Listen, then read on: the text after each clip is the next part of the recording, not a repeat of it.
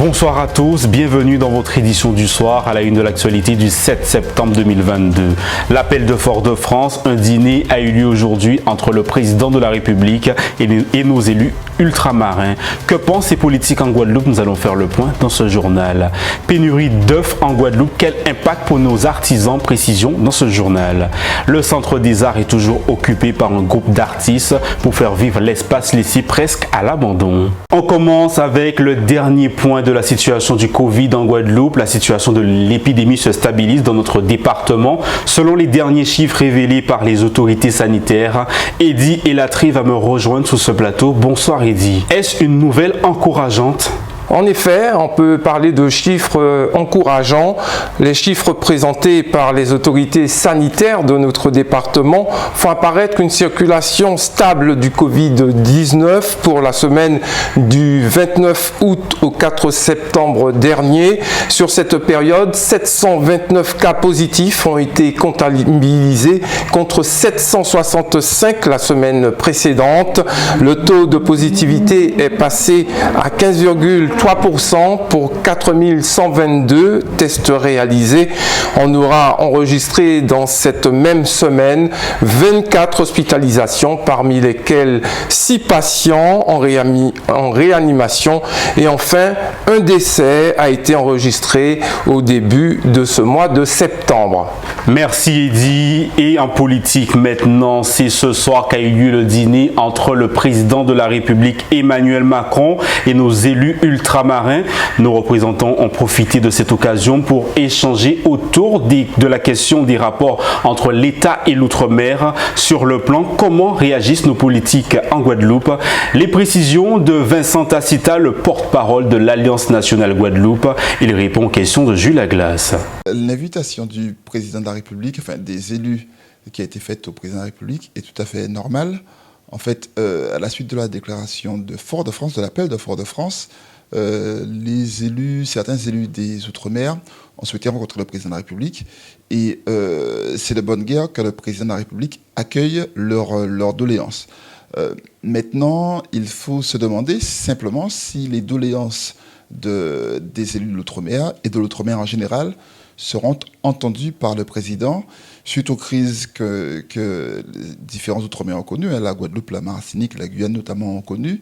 Il est évident que les rapports entre l'État et les collectivités de l'outre-mer, et je dirais même entre l'État et les pays de l'outre-mer, doivent être refondés. L'ANG considère que les relations entre l'État et la Guadeloupe en tout cas, et les outre-mer en général, doivent être totalement revues. Pour nous, il s'agit de retisser, non pas forcément un lien entre l'État et la Guadeloupe, mais de faire en sorte qu'il y ait un partenariat différent, que la collaboration soit différente. Nous, à l'ANG, on ne se voit pas comme un département d'outre-mer, évidemment. On aspire à beaucoup plus d'autonomie. Au sein de l'ANG, il y a des indépendantistes, des autonomistes. Donc, il est évident qu'il faut refonder de façon profonde les relations entre l'État et la Guadeloupe, de façon à faire en sorte que les affaires guadeloupéennes se passent le mieux possible.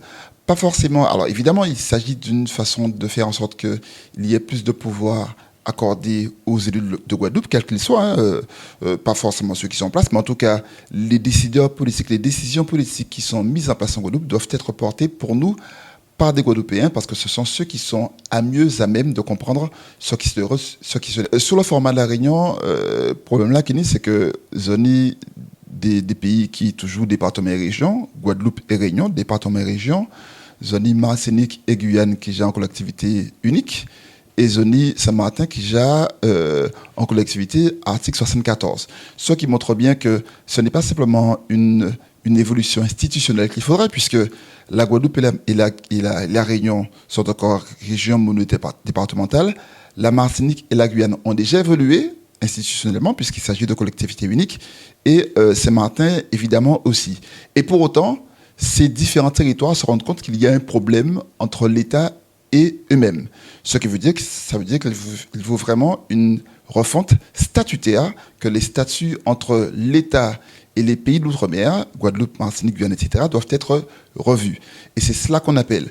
Évidemment, a priori, cette réunion, certains protagonistes de la réunion disent même qu'il ne faut pas s'attendre à de grands bouleversements suite à cette réunion, puisque les idées sont différentes. Par exemple, les élus guyanais, ça y a demandé, c'est autonomie. Ils viennent pour discuter autonomie avec le président là. Tandis qu'en Guadeloupe, on parle simplement d'évolution institutionnelle. Ça veut dire devenir comme la Martinique et la Guyane, qui pour autant elles-mêmes se retrouvent en train de discuter avec l'État pour dire qu'il n'y a rien pas caille. Ce qui veut bien dire qu'il faut vraiment que l'État discute de façon individuelle avec chacun des départements. Pour nous, idéalement, il aurait fallu que l'État se déplace ici pour voir ce qu'il y a et surtout qu'il y ait un projet, véritablement un projet porté par les politiques de la Guadeloupe et la société guadeloupéenne et qu'ils disent à l'État, voilà, mis ça nous veut, mis la nous veille, venez pour nous parler de ça. 2 militants syndicaux étaient appelés à comparaître ce matin devant les tribunaux. L'affaire a finalement été reportée au 10 octobre prochain. Une décision qui n'enlève en rien la détermination des organisations en lutte, comme nous le confirme Ronny Thier, le secrétaire général CHU de la CGTG. On s'attendait à ça, que ce report, parce qu'il ne faut pas oublier que la rentrée scolaire vient de démarrer et que l'État et les patrons ne veulent pas de problèmes dans l'immédiat. Mais il faut savoir aussi que ces camarades ont été injustement accusés de choses qu'ils n'ont pas faites. Ils sont attaqués. C'est normal qu'ils ripostent. Mais de là aller à faire passer comme s'ils étaient des criminels, qu'ils avaient tué quelqu'un ou agressé des gens, non. On trouve ça, c'est toujours dans le but aussi de faire fermer la bouche des syndicalistes, des travailleurs qui ripostent contre la répression que veut faire subir les patrons et l'État. Et l'État et les politiciens ici en Guadeloupe. Vous savez, les patrons et l'État attaquent les travailleurs, ils doivent riposter. On n'a pas le droit de se faire écraser par les patrons et par l'État. Alors, c'est vrai qu'il y a eu le conflit qui dure toujours concernant l'obligation vaccinale, d'accord, où des travailleurs sont suspendus. Jusqu'à maintenant, ça fera déjà 1 an. Depuis le 2 septembre, il y a eu une grève l'an dernier. Et du coup, les travailleurs sont toujours suspendus, sont toujours dans cette situation de suspension et de sans salaire. Et la justice, normalement, doit acquitter ces 2 camarades parce qu'ils n'ont rien fait de répréhensible.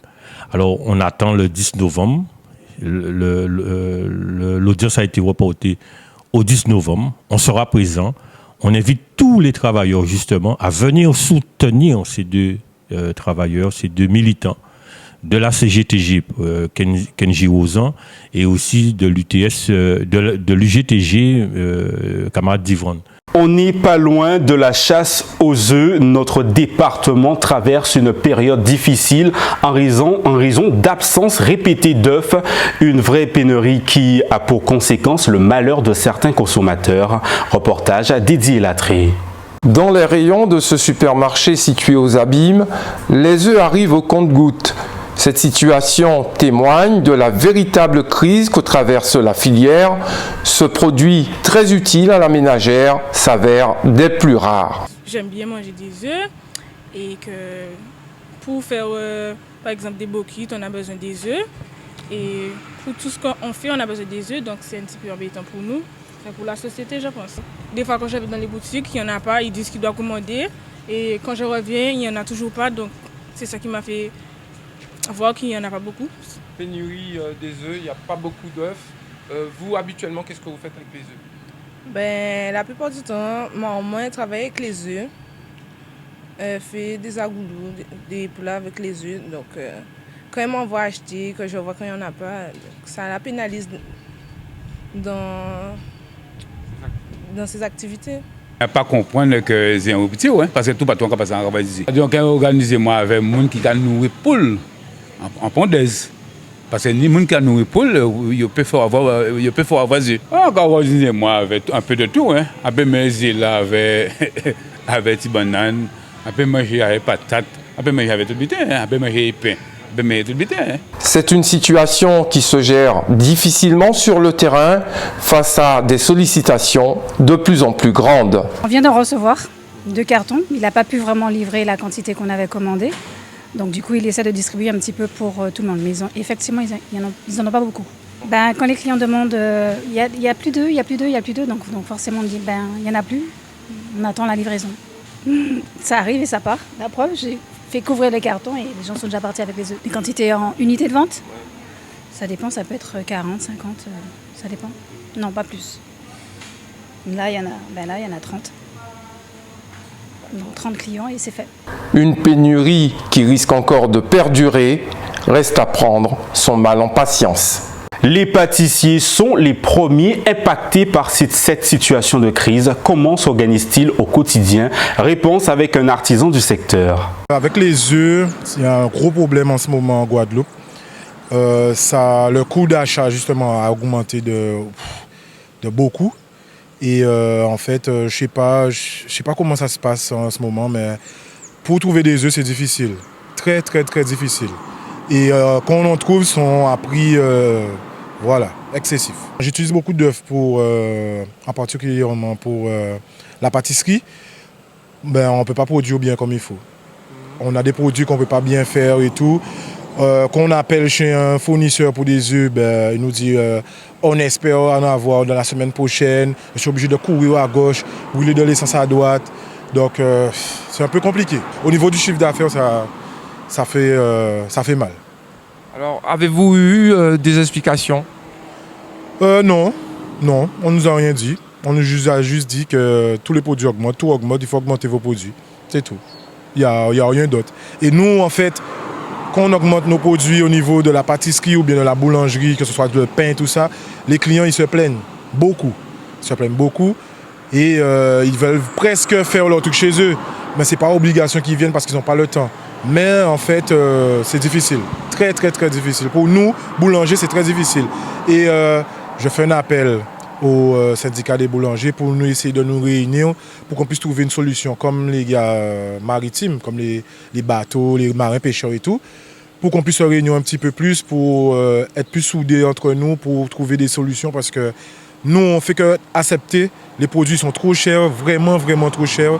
Mais bon, on est obligé de faire avec. Le marché des œufs n'est pas suffisamment développé pour répondre à la demande générale. La situation que traverse la Guadeloupe aujourd'hui était prévisible selon l'avis de nos producteurs locaux. C'était une situation qui était prévisible dans deux cas. Le cas où nous avons la problématique où l'import d'aliments a été freiné et a été bloqué chez les agriculteurs à cause d'un octroi de mer qui a été mis sans en fait informer l'ensemble des agriculteurs. Donc je parle de 15% d'augmentation, on était à 0%. Et donc tout producteur qui achetait son aliment au 1er août s'est vu augmenter de 15% le prix de l'aliment, sachant qu'il avait déjà augmenté avec tout ce que nous connaissons aujourd'hui sous les pénuries mondiales, que ce soit à cause de la guerre en Ukraine ou d'autres problématiques. Et se rajoute notre octroi de mer qui pénalise l'agriculture. Donc forcément, ça ne peut que freiner le développement agricole local. Nous avons aussi une problématique sur un très gros acteur de la production de volailles qui regroupe quand même un grand nombre de volailles dans un seul établissement, qui a eu une perte assez conséquente d'après ce qu'on a cru comprendre, et qui bien sûr a retiré un gros pourcentage d'œufs sur le marché, qui désorganise ce marché. En plus de ça, l'import d'œufs qui a été perturbé par la disponibilité des conteneurs qui se faisait très rare, et qui aussi, en plus de ça, a accru ce manque sur le marché. Nous avons des clients tous les jours qui peuvent se plaindre, qui ne trouvent pas d'œufs, qui nous reprochent de ne pas avoir cette production, alors que nous, dans notre établissement, on va dire qu'on a un fonctionnement plutôt normal. Il nous aurait pu aussi nous arriver une problématique technique, mais en fait, aujourd'hui, il est difficile de pouvoir répondre à la clientèle et même de bloquer les ventes pour que tout le monde puisse accéder à cette denrée qui est l'œuf, parce qu'en fait, il y a un tel désordre sur le marché que beaucoup de clients apparaissent et on ne peut pas faire de sélection ni faire de discrimination pour faire profiter des anciens clients ou des clients plus récents ou moins.